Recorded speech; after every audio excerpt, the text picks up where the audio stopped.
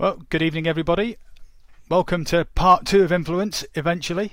Before I go any further, can everybody hear me?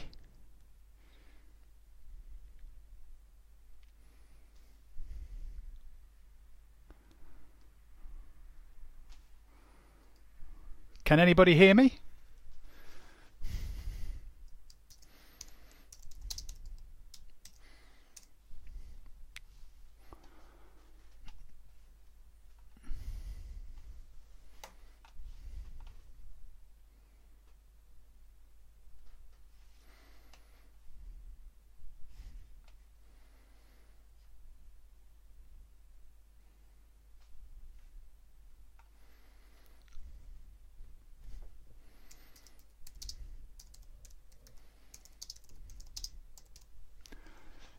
Is there anybody out there that can hear me?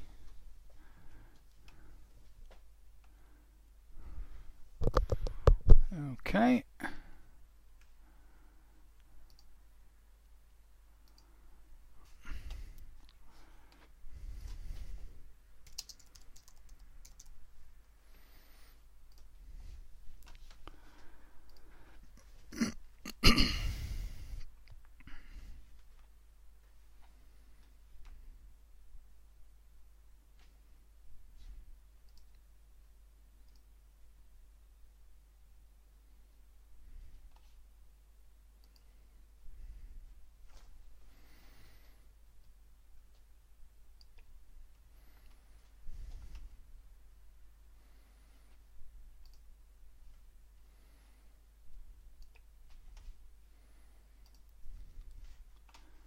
How about now? Can anybody hear me at all?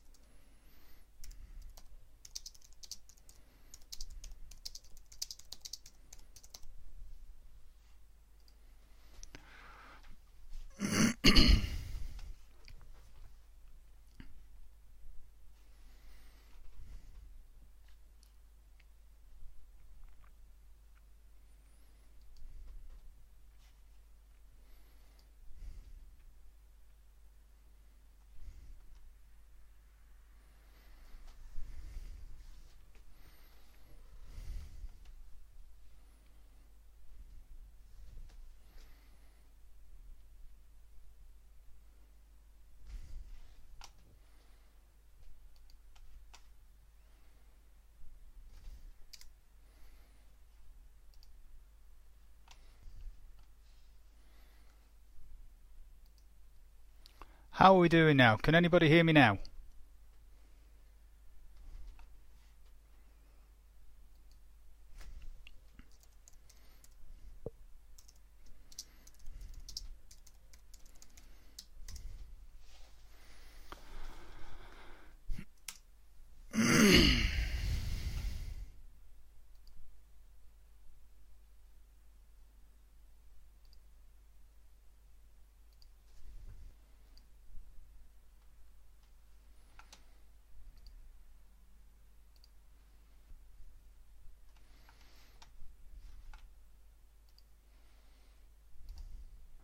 Testing, testing.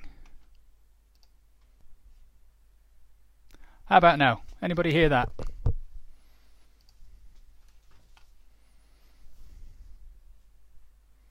Yay! Success! I do apologise for that, a little technical hitch. Welcome finally to Influence Part 2. I do apologise for the slight hitch we had last week. Hopefully you'll appreciate that what we've got for you this week is equally as good as what we did a couple of weeks ago. It's been interesting that a lot of what I was going to talk about last week has actually been in the news over the last couple of weeks. But we'll get more to that as we get through into the meat of the presentation. As always, a couple of little admin points. If you could please keep your comments or questions on topic, and if you wouldn't mind just typing them into the box at the bottom right of your screen, we can get to them as soon as possible. And obviously, if you see somebody online that you've not seen for a while, please wait until after the event and get in touch with them then.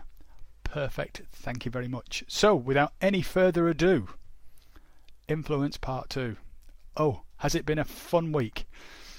So, these are the things that we're going to look at tonight, and I apologise for rushing at the start. I'm just trying to catch up with the time that we lost with the microphone. If you remember in the first presentation, we talked about a chap called John C. Maxwell.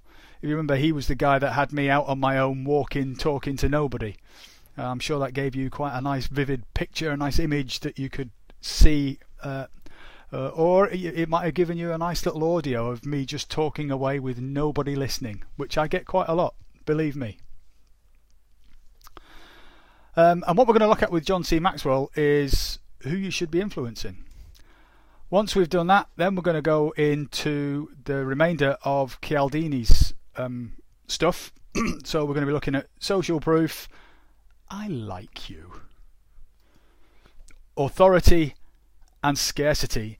Now the last two are the two that I'm going to spend the most time over, predominantly because they've actually come up most in the news over the last couple of weeks. So if you've got any comments or questions as I'm going, please just fire them in and we'll address them as we go. So, as I said, we're going to start with John C. Maxwell. Now, in the last presentation, we talked about the first person you've got to influence is yourself. But once you've influenced yourself and you're looking at who else to influence, who do you think it would be? Well, according to our chap, Mr. Maxwell, he says to use the Pareto principle, or if you've not heard of the Pareto principle, the 80-20 principle. And what he says, therefore, is that 80% of the influence is wielded by 20% of the people. So if you're in an organisation or if you're working for an organisation, he says it's fair to assume, and let's be honest, the Pareto principle has been proven on a number of different occasions, that you'd be looking for the top 20%. So what you want to do, identify those top influences. So those top 20% are the people that you really want to get to know and get into. And then what he says, adding on to that, is spend 80% of your time with them. Or your people time at least. Now that kind of makes sense, and if you think that that's going to improve the way that your influence grows, incredibly. So if you're working within an organisation as an employee or for an organisation as a consultant, this is the kind of thing that I would suggest, as would John C. Maxwell, that you should be looking at doing to increase your influence within that setting. But now let's get back to the main man, Robert Cialdini. And we're going to start with social proof. Does anybody online ever watch a chap called Derren Brown? He did an amazing experiment where he had a group of people in a game show audience. He gave them all masks and he gave them control over this one chap. I don't know if you've seen this particular one. I thought it was amazing. He gave them control over this chap's one night, and they all made these decisions that ordinarily as individuals they probably wouldn't have made, especially as identifiable individuals. But as a group, they made the kind of decisions that they wouldn't normally make. Now I thought it was quite a good twist at the end, where as a result of one of the decisions that the group had made, this chap was knocked over by a car. And of course you see everybody in the audience and they're like, oh my god, what have we done, and you see their masks coming off and it's like, but this is Derren Brown. So it was a stunt, and he knew exactly what he was doing, and this is where he actually told them that he was taking away their individuality. He was making them think as more of a collective. And it was quite interesting to see that they all had this shared purpose of making this chap's night absolutely terrible. And I tell you what, they really succeeded too. Now it's interesting that you can look at this in a number of different ways. You can look at it as with football hooliganism. You can look at it with just supporting a team of some description.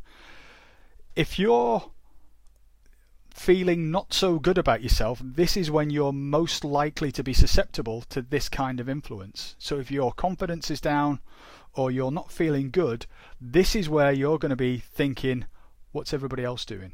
So this is where you get things like you'll go with a group, you'll go with the herd, for want of a better word. So if you find yourself a little bit down and you start thinking, what would everybody else do? Then you know that you're open and you're going to be influenced a little bit more than you might have been originally. So that's maybe something to be aware of. So that's social proof. And the next one, liking. Now if you're like me, you'll have heard John say, people buy things from people that they like. And you may have caught in that little introduction to this segment the embedded command, like me. And that's just one of the things people do to get you to like them. But what makes you like somebody? Well, there's a whole host of different things that can do it. People that are like you. So, I might like somebody else because he has a similar hobby to me. You might like somebody because, like you, they have kids. So all these kind of things are going to make you like somebody. And this again can be used to influence us in both good and bad ways. Now looking at the list of names that are online tonight, I can think of at least one who I know will probably have had personal experience of this particular type, the type I'm about to talk about, of liking. Have you ever heard of good cop, bad cop? This is a form of influence using liking. The bad cop, as it says, they're the person that starts with the abuse, the shouting and all the rest of it. And the good cop is the one that says, no, stop. I'll get in the way of the bad cop so that you're not too bad. I'll get you a cup of coffee or a cup of tea. Do you want sugar in that? They're getting you to like them so that you're going to cooperate with them. Very cleverly done. So, with liking, if you can avoid liking something or someone too much, for example, if you find that you've got a car salesman who's battling against his sales manager on your behalf and you're thinking, wow, you're a really good guy, think, why is he doing that? It's not because he's a really good guy, it's because he wants to sell you that car. And by making you like him, he's going to have more of a chance of doing that.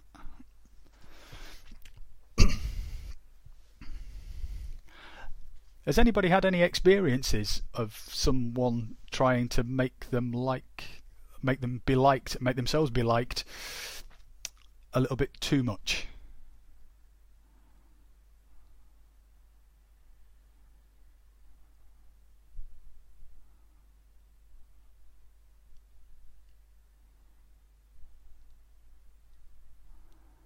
Nothing coming through.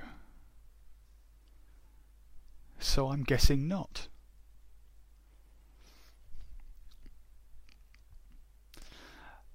Okay.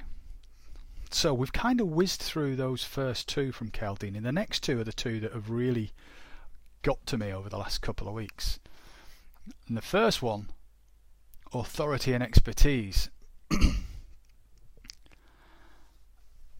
Now when we're growing up as kids, we have an awful lot of authority figures. Who would you think you would consider as an authority figure when you're a kid?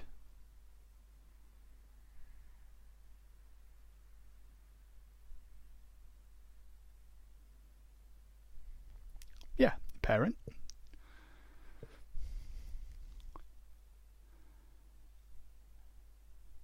Teacher.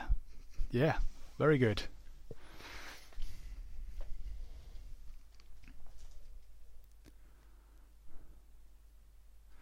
So there are all sorts of different people that you can think of who would actually be an authority figure.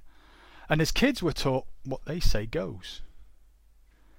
Now when I was reading the piece from Cialdini on authority and expertise, I actually found personally that I thought there was a real difference between US and UK cultures. And I've experienced both. I've lived in the US and I've lived in the UK, so my thoughts are based on experience rather than just this is what I think.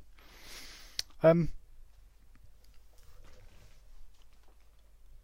what he said in this was that people will actually not stop doing something when they're taught about or told to do something by an authority figure.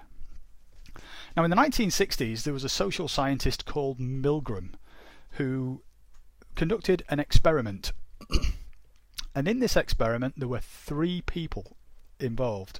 One who we'll call the professor, the authority figure, the second that we'll call the tester, and the third who we'll call the subject. Now the subject was actually a plant, and the tester was the one who was really the subject of the experiment. And the idea was that the tester would ask the subject a series of questions, and every time the subject got an answer wrong, the tester would deliver an electric shock. And for each question they got wrong, that shock would get higher and higher voltage.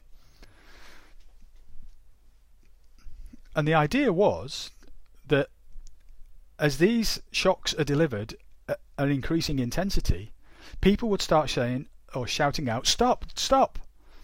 The professor would say, no, it's fine, everything's fine, we must continue, it's a scientific experiment. And pretty much everybody apparently went right the way through to the end, including delivering what was, although unbeknownst to them probably, was a fatal shock. Now when I read that I thought that wouldn't happen over here. I've been taught to question authority over the last years. In fact, when I was in the army I had an incident where I had a request for data came in and I denied it because it contravened the Data Protection Act. Didn't think any more of it until an hour later when the top man in the army is literally on the phone to my boss saying, I want this information and I want it now. And my boss said, why didn't you release it? I said, well, it's illegal.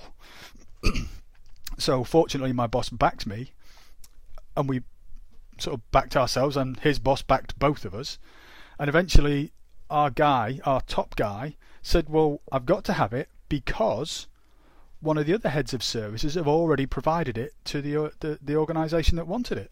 So, well, they've provided it illegally then.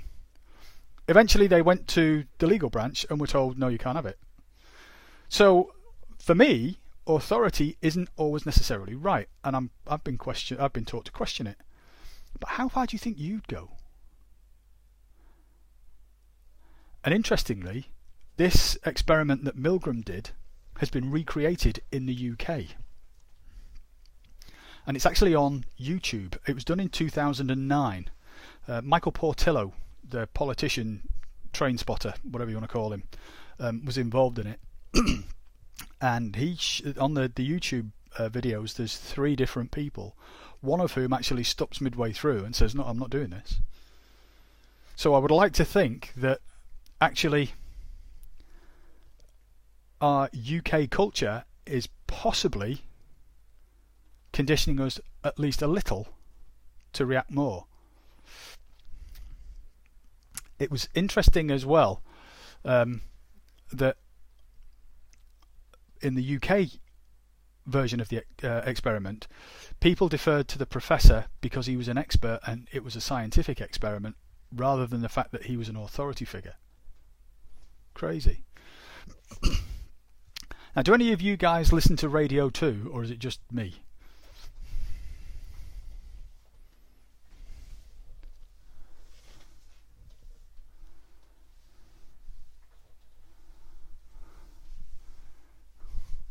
sometimes, occasionally. Yeah, okay.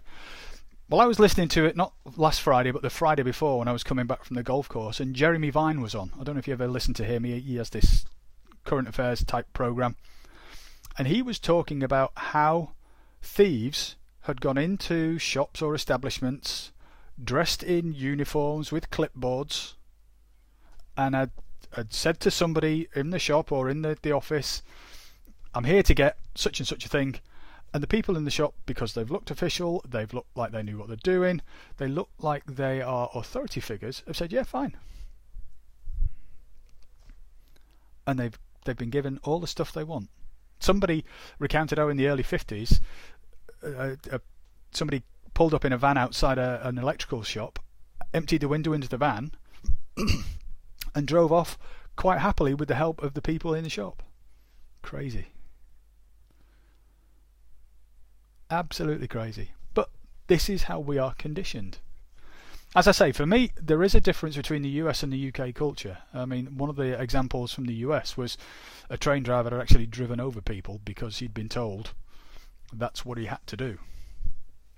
Can't see it happening over here somehow, but you never know. So finally, we're coming to something slightly different. Scarcity and contrast. Now, I spoke a couple of weeks ago about how if you promise to get something and then it suddenly becomes scarce. Now, I don't know if any of you seen the news recently, but suddenly one of the new games consoles that's just coming onto the market will be unavailable until after Christmas. So if any of you have actually promised your kids that you're going to get a PS4, what are you going to get them for Christmas instead? And then will you be going back out to get that once they're in the shops? But obviously we give value to scarce things. If we think about gold or platinum or excuse me, any other precious metals, anything that's scarce is definitely more valuable. But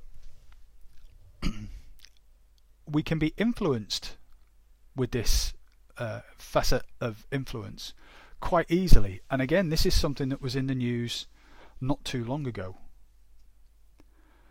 Apparently there are fishermen who can throw in a small amount of bait to a shoal of fish, and eventually the fish will just bite at anything, including empty hooks. And they can get all sorts of fish on these hooks. So our influencers know this, and they've created something called Black Friday. Now, I don't know if any of you are actually out on Black Friday and bought anything, but the idea is the shops will just put something into the water, a loss leader or whatever. They can get rid of a few of them at a bit of a loss, but people in there will buy anything. Anything. But scarcity can also be the freedom to choose. Cialdini reckons that if Romeo and Juliet had been allowed to just have a regular relationship, neither of them would have died because it wouldn't have mattered. The parents would have been fine with it. But because that freedom to choose had been taken away from them, that made their feelings that much stronger. So with this kind of influence, what you should be thinking about is, do I really need it? Now, the freedom to choose, you probably do. And if you've had it once already, the chances are you're going to want to fight for that. So that is where you're going to be struggling. If you give somebody a freedom and then take it away, they're going to want it back. And Cialdini says that actually is where your kids at the terrible twos and in the teens are looking for that bit of consistency. And if you give them a freedom and then take it away, then they'll rebel.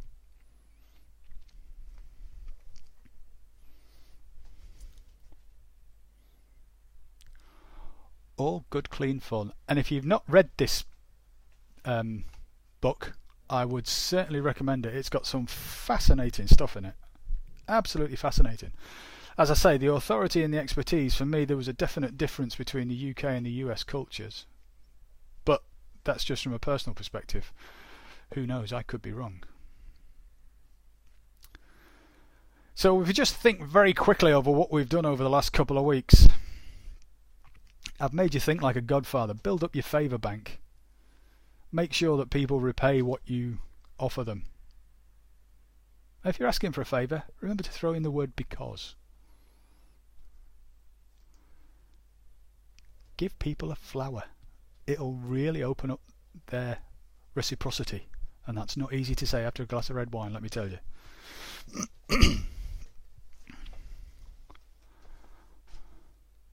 And then tonight we've looked at a variety of different things around social proof, liking, authority, expertise and scarcity. Any comments or questions? I know I've raced through that fairly quickly.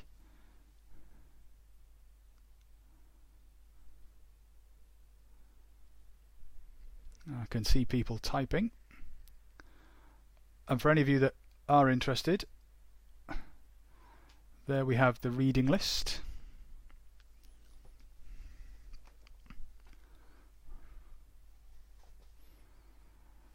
I found it quite interesting personally about the Black Friday thing being likened to fishermen.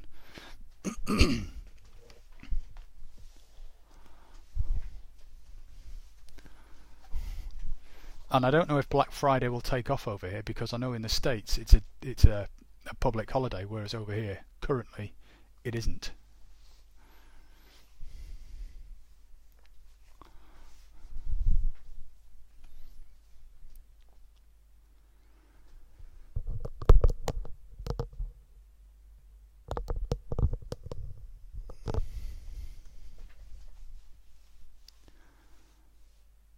Okay, well, I'm not sure what's happening with any further classes for the remainder of the year. I'm sure John will put something out as and when he decides what's going on.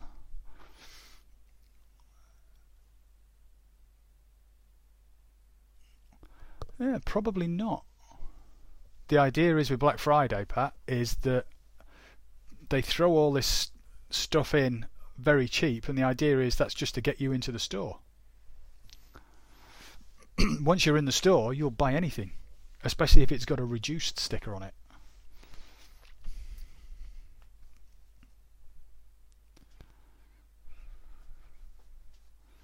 Now, of course, they do have Cyber Monday, which is the day where everything's offered cheaper online.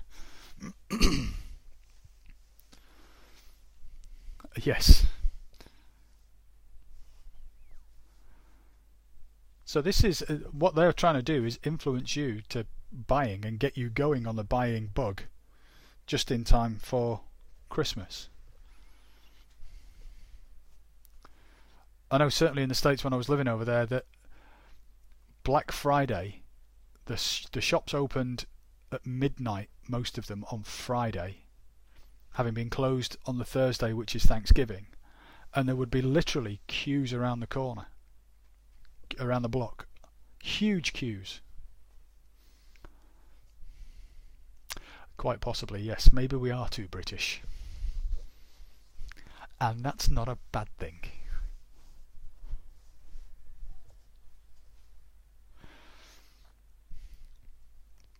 Well, we're into the last minute. I certainly hope you've enjoyed what I've had to say. I do apologise again for last week. That was a bit of a communication snafu between John and myself. In the meantime, if you have any questions, please feel free to direct them to John, and he can redirect them to me, or failing that, he can possibly answer them himself if he knows. I will leave you with my best wishes for the coming holiday season. I do hope you have an absolutely fantastic time, and I wish you and yours all the very best for a very prosperous 2014. Thank you very much for attending.